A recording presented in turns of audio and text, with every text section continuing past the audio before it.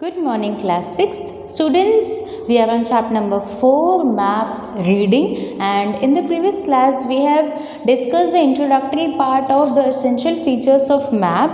So there are three major essential features of map: direction, map scale and map symbol. So let's start with the first topic, directions. Directions for locating places on map or around.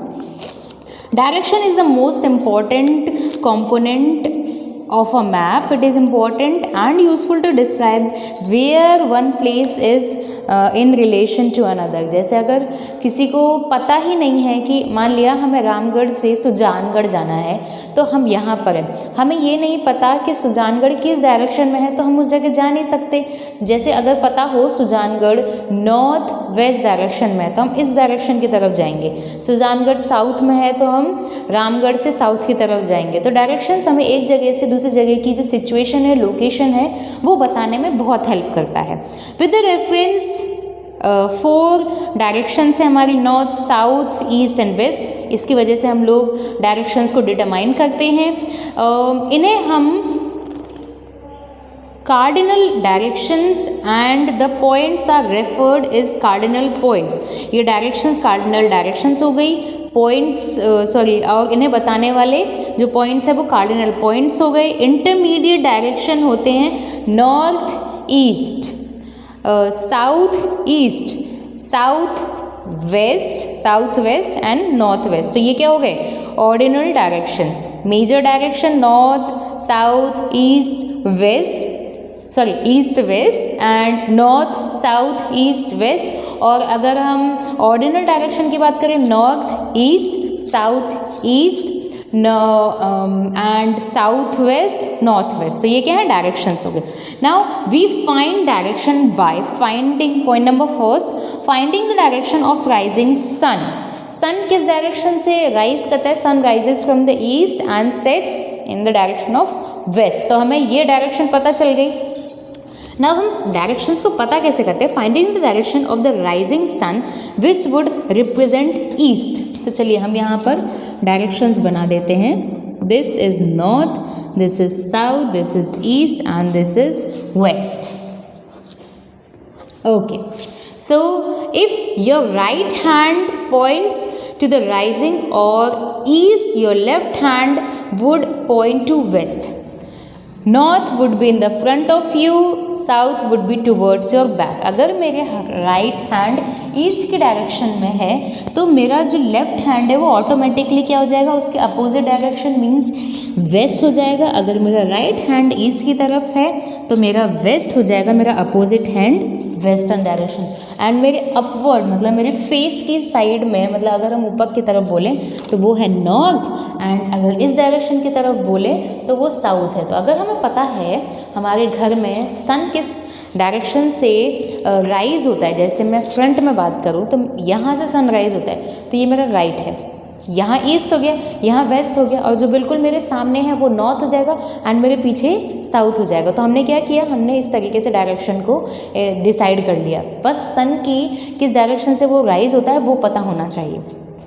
Bye looking at the pole star. Pole star हमेशा north direction की तरफ होता है रात में, तो उससे भी हम नॉर्थ डायरेक्शन को पता लगा सकते हैं. नॉर्थ डायरेक्शन पता लग जाएगी, अपने आप सारे डायरेक्शन पता लग जाएंगे. By using magnetic compass. आजकल फ़ोन में भी मैग्नेटिक कंपास होते हैं, वो तो डिग्री तक बताते हैं कि कौन सी डिग्री है. ठीक है, 0 डिग्री, 180, 360 जो भी है. तो डायरेक्शन को पता करने के लिए 3 तरीके हो गए. हमने ईस्ट पता कर लिया तो अपने आप सब पता चल जाएगा. पोल स्टार से हम नॉर्थ डायरेक्शन पता कर लेंगे. And the third one is with the help of compass. Now map scale. Scale is the ratio between the distance on the map and the actual distance on the ground. Scale की definition क्या है? Scale का मतलब है जो हम ज़मीन पर देखते हैं उसी का हम लोग एक मिनिएचर यहाँ पर ड्रॉ कर रहे हैं. तो यहाँ पर जितनी दूरी हम सेंटीमीटर में दिखाएंगे उतनी ही दूरी ज़मीन पर किलोमीटर में कितनी होगी, वो रेशियो क्या है? वो होता है scale. The distance between any 2 points on the map measured along a straight line is the map distance. For example, distance between point A to point B is represented by 8.5 kilometre. यहाँ point A है, यहाँ point B है, इसकी दूरी कितनी है? 8.5.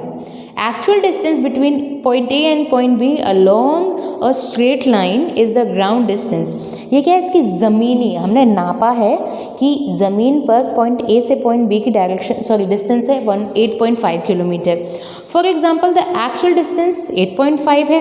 Relationship between और ratio between the map distance and the ground distance is the scale of the map. अब मैंने यहाँ पर इस चीज़ को ज़मीन पर नापा है, उसको मैं मैप में किस तरीके से शो करूँगी. वो जो रेशियो है वो जो हम बोलेंगे अगर एक तरीके से इंटरकनेक्टेड है वो रेशियो के ज़रिए. अब यहाँ पर स्केल किस तरीके से निकालते हैं, किस तरीके से बनाते हैं, वो डेफिनेशन दी गई है. 8.5 सेंटीमीटर ये रहा मेरा मैप. ये पॉइंट ए है, ये पॉइंट बी है. तो ज़मीन पर इनकी दूरी है ऑन द ग्राउंड, मैं यहाँ पर ग्राउंड लिख देती हूँ. ज़मीन पर इसकी दूरी है 8.5 kilometre. Okay, kilometre is important. अगर हम मैप को बना रहे हैं पेज पे, तो पेज पे हमने ले लिया 8.5 सेंटीमीटर. इसीलिए हम बोल सकते हैं 1 सेंटीमीटर इक्वल टू 1 किलोमीटर, क्योंकि ये 1 किलोमीटर 1 2 3 4 5 ऐसे करके 8.5 किलोमीटर का हो जाएगा. तो पेज पे हमने 1 सेंटीमीटर को 1 किलोमीटर बनाया, तो वहीं पेज पे ये दूरी कितनी है 8.5 किलोमीटर. तो स्केल का मतलब है आप जो पेज पे बना रहे हो वो ज़मीन पे कितना बड़ा है वो रेशियो की हेल्प से बता दिया जाता है. ना एक स्टेटमेंट है, by scale of a map can be represented in the following way. Example 1 centimetre 10 kilometre. ना लीनियर स्केल क्या होता है? लीनियर स्केल इस तरीके से रिप्रेजेंट किया जाता है. मैंने दोनों तरीके बता दिए, रेशियो भी बता दिया, लीनियर भी बता दिया. Linear scale where the scale is shown graphically on the map by a numbered straight line.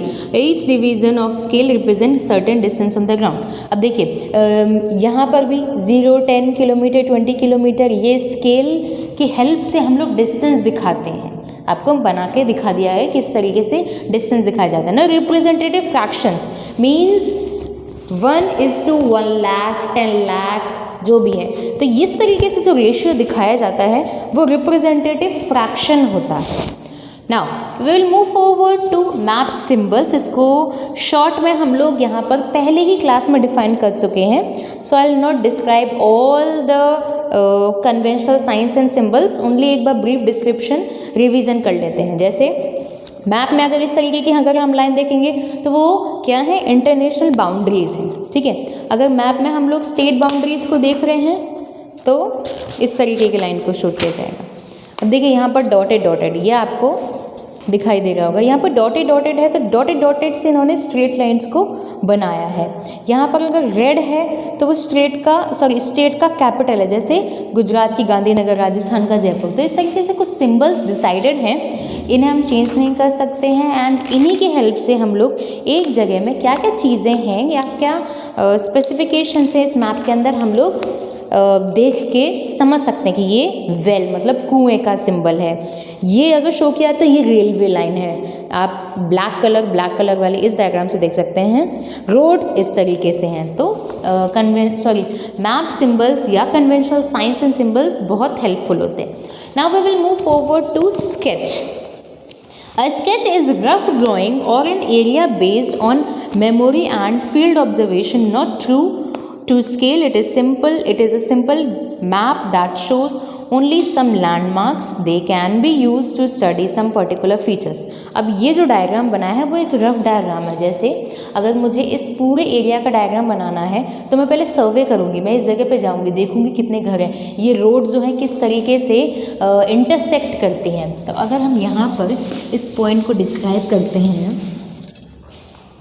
जैसे ये इसका टॉपिक क्या है, स्केच, और मुझे इस स्कूल का स्केच अगर बनाना है, ये रोड हो गई, ये इंटरसेक्ट कर रही है रोड, ये सीधी जाती है, फिर ये डिवाइड हो जाती है, ये स्कूल, फिर ये रोड्स, फिर यहाँ रोड्स, फिर ये यहाँ स्कूल. तो क्या किया हम लोगों ने, एक रफ स्केच बना दिया. ठीक है। तो ये रफ स्केच मैप पे नहीं एक तरीके से ये 1 किलोमीटर 1 सेंटीमीटर 10 किलोमीटर को शो करेगा, ऐसे ज़रूरी नहीं है। ये सिर्फ और सिर्फ लैंडमार्क्स को शो करने के लिए, जैसे शॉप्स कहाँ हैं, स्कूल कहाँ है, मार्केट कहाँ है, ये सब शो करने के लिए एक रफ स्केच बना दिया जाता है। बस ऑब्जर्वेशन पर आधारित है, स्केल पर आधारित नहीं होते हैं ये। Now plan, when we want to construct a house or a building, we need an accurate land layout showing length and breadth of room, position or doors and windows, actual distance of the main road from the house and all relevant details. जब घर बनता है तो घर का जो length या फिर किसी रूम का लेंथ एंड ब्रेथ सब डिसाइडेड होता है। जैसे अगर हम यहाँ पर बात करें, दोबारा से एक डायग्राम बनाते हैं।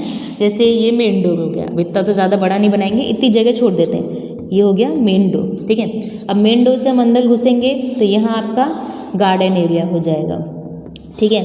इतने में रूम, ड्राइंग रूम होगा, ये किचन हो जाएगी, ये हॉल हो जाएगा, ये रूम हो जाएगा, यहाँ वॉशरूम हो जाएगा, ये आपका पीछे बैकयार्ड हो जाएगा, ये दूसरा रूम हो जाएगा, यहाँ पर हम कार को प्लेस कर सकते हैं, मोटरसाइकिल। इस तरीके से एक मैप बनाया जाता है, प्लान बनाया जाता है किस तरीके से हमारा घर होगा। लेंथ एंड ब्रेथ में होता है, मैंने तो यहाँ पर रफली ड्रॉ कर दिया है, ये इतने सेंटीमीटर, ये इतने सेंटीमीटर, ये इतने सेंटीमीटर, इतनी इतनी जगह छोड़ के। अगर नहीं बनाएंगे तो कहीं किचन छोटी ना पड़ जाए, बाथरूम के लिए जगह ही नहीं छोड़ी, तो क्या एक प्लान डिसाइड किया जाता है जिसके बेस पर, जिसको बेस रख के कोई भी चीज़ों की माइनर डिटेल के साथ उनको एक्यूरेटली बनाया जा रहा है। Now a small area is shown on large scale. Small area large scale पे बता दिया था। जो स्मॉल स्केल वाले मैप होते हैं उनमें लार्जर एरियाज को शो किया जाता है, लार्जर स्केल वाले में स्मॉलर एरिया को शो किया जाता है। जैसे 1 centimetre 1 metre. Now is accurate and show all minor details. Such large scale map showing all minor details of a small scale area with accuracy is called plan. एक छोटे से इस map में हम लोगों ने बारीक सी डिटेल को ऐड किया है। जैसे किचन की कितनी जगह होगी, किचन का भी डिज़ाइन किस तरीके से होना चाहिए। जैसे ये हमारी स्लैब हो गई, यहाँ कैबिनेट्स आएंगे, यहाँ फ्रिज की जगह हो गई, यहाँ पर एक अलग से स्पेस, मतलब छोटी छोटी चीज़ों को यहाँ पर इंडिकेट किया जाता है accurately. Thus we may conclude by saying that maps are very useful in the study of geography। और इन सभी टॉपिक्स को देखते हुए हम लोग ये समझते हैं कि हर जगह मैप की बहुत ज़्यादा इम्पोर्टेंस है, घर बनाने से लेकर अगर हम वर्ल्ड मैप की बात करें तो भी। Their simplicity makes them useful for a layman. In the modern shrinking world, the usefulness of maps has become all the more important। बिल्कुल, घर बनाने से हम लोग घर का बेसिक स्ट्रक्चर तैयार करते हैं। अगर हम मॉल बनाना हो तो हम उसका मिनिएचर बनाएंगे, हम उसमें देखेंगे कितनी ज़मीनें हैं, हमने जो रोड मैप बनाएंगे। मतलब हर जगह अगर हम बात करें, मैप्स की बहुत ज़्यादा इंपॉर्टेंस है, उसकी सिंप्लिसिटी ही उसे अच्छे तरीके से डिफाइन करती है। Now by this class we have completed chapter number 4, map reading, and in the next class we will start a new chapter. Thank you.